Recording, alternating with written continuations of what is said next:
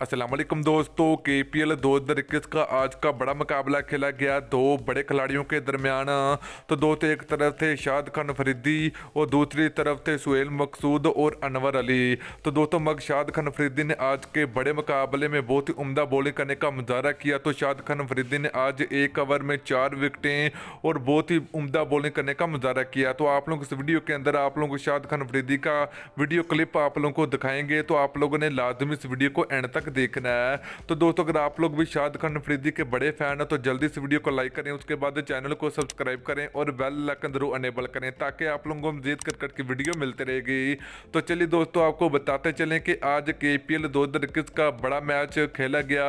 तो दोस्तों, एक तरफ थे सुहेल मकसूद और अनवर अली जैसे बड़े बड़े खिलाड़ी, तो दूसरी तरफ थे शाहद खान अफरीदी।